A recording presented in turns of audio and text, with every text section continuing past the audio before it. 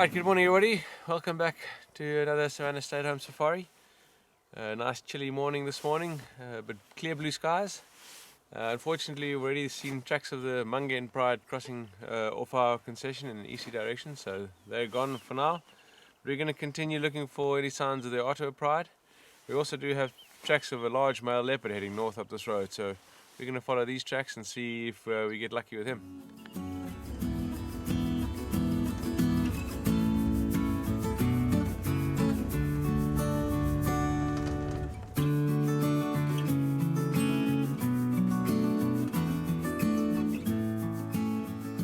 Right, so unfortunately not much came of the leopard tracks that we had. They disappeared, unfortunately, but we have managed to find some tracks of the Ottawa Pride, and it actually looks like the Matimba Male might have joined up with them during the night. So they look pretty good. We'll try and follow these and see if we can find them and see what they got up to.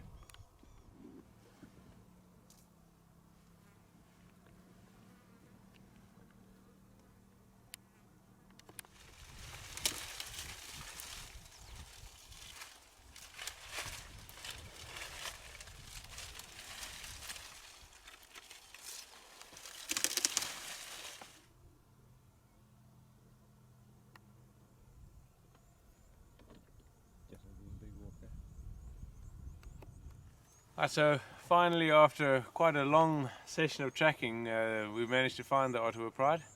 They've walked quite a significant amount of distance over the last 24 hours and right down in the southwestern parts of the property, so they've done quite a big loop, and also interestingly they've been joined up sometime during the night. They've been joined up by the Matimba Male and the one older female, so they're all back together, looking good. But obviously still quite tired now from all the walking, but we'll see if they get up and active again.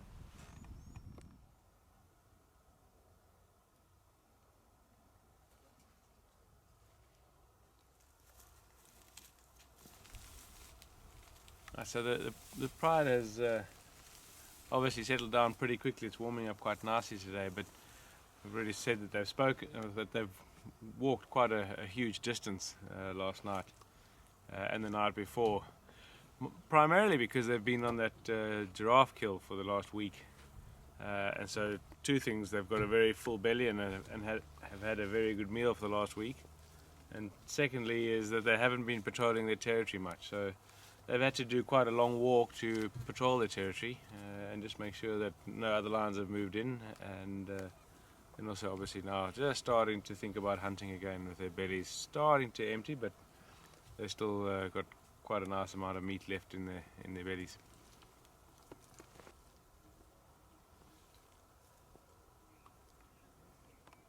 Well, it seems like they're definitely settling down for the morning.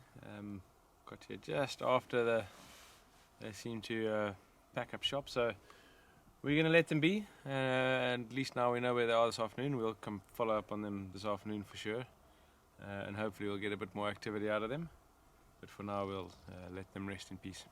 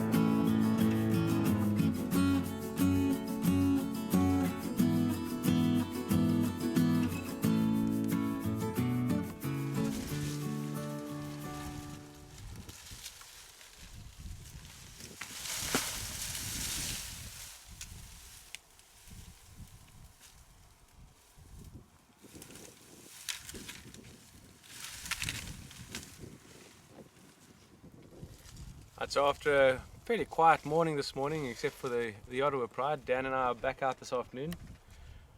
Great start to find Karula, that big relaxed male elephant that's often around camp. not too far, only a couple of kilometers west of camp now. Haven't seen him for quite some time now, so definitely my favorite elephant, and just great to see him back again.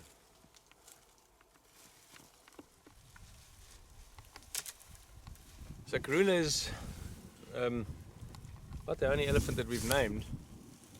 Karula means the relaxed one, and he almost seems to enjoy coming up to the vehicles. Very characteristic, evenly shaped, nice sized tusks, and then two characteristic notches in the ear.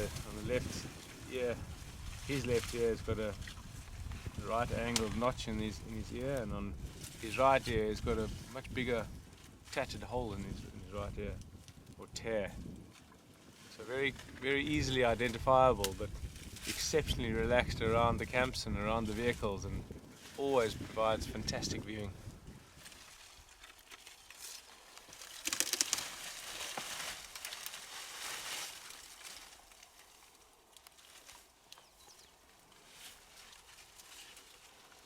A great example there of how elephants use their tusks as leverage. They break the branches over the tusks and then strip it off quite easily. And that's where quite often you'll get that development of a notch in the tusk of an elephant, where they use the same place on the tusk over and over again. Tusk is ivory, which is quite soft, and it erodes quite easily. You quite often find elephants with little notches on the ends of the tusks where they use it constantly.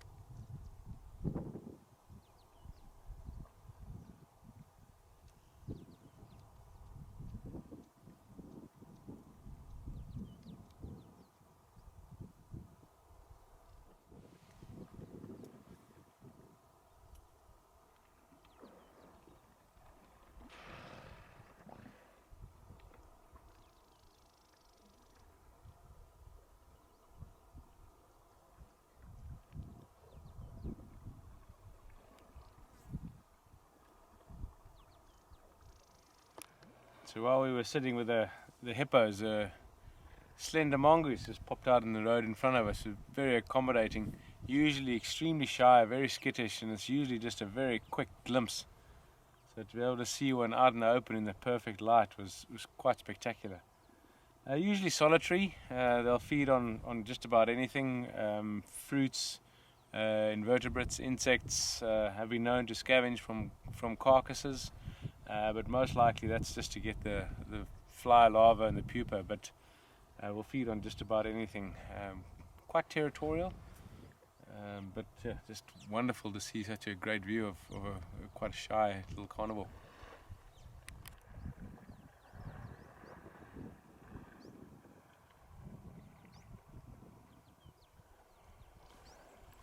Right, so Dam 5 has become quite a regular visit for us now in the winter months. One of the few large dams with a good amount of water in it, and the hippo density in it is picking up. And now in the winter seasons, when it's pretty cool during the daytime, we often find them basking during the heat of the day. And so often, just early afternoon as we come past them, we'll find them on the banks and then just coming back into the water.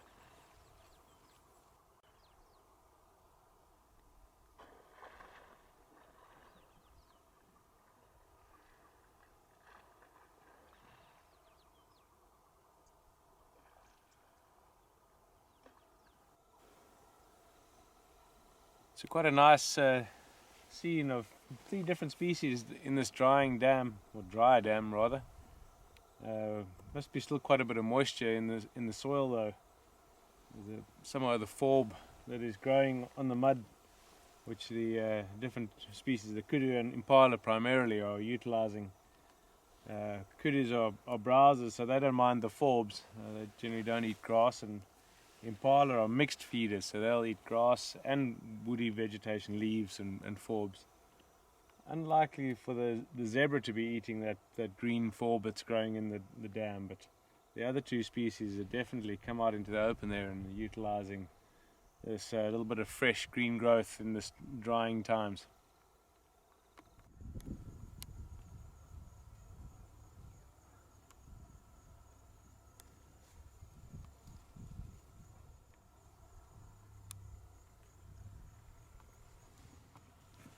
So it's just getting a little bit late in the afternoon. Sun's just setting down, be setting in the next 20 minutes or so. So we've returned to the Ottawa Pride to see if there's any sign of them getting active. At this stage, not yet, but hopefully in the next 20 minutes or so they'll start moving for us and hopefully get some action.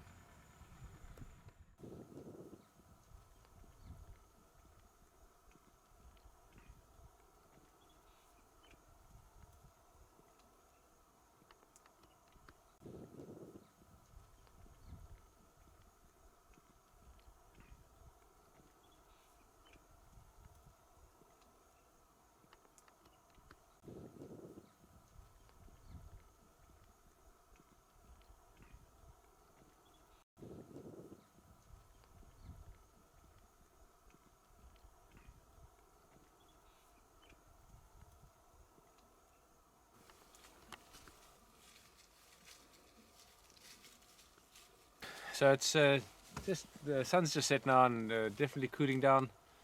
A bit of activity, particularly from the three young males. There's quite a lot of grooming going on, a lot of affection, all strengthening the bond between those three males that will hopefully stand them in good stead as they get older and leave the pride. So all of these affectionate moments are actually very important for their bond that they're going to be forming and when they form a coalition as an older group.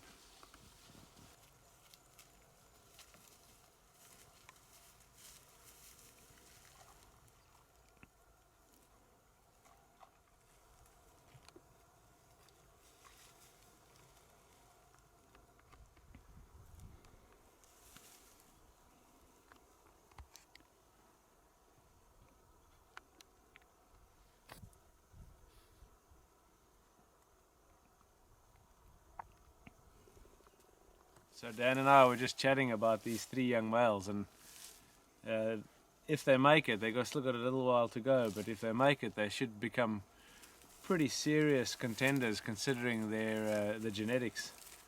The three younger cubs, their fathers are the Matimbas, their grandfathers are the Majingalons, and the great-grandfathers are the Mapocho. So there's quite a bit of historical genetic superiority that's in their favour, so it's going to be very interesting watching them develop as young males if they survive.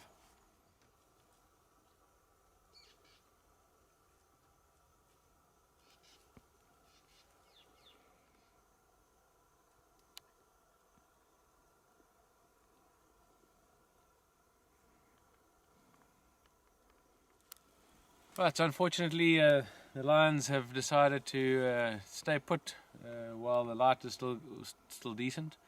It's getting a bit dark now and they haven't really got active yet, so we're gonna leave them here and hopefully catch up with them in the morning.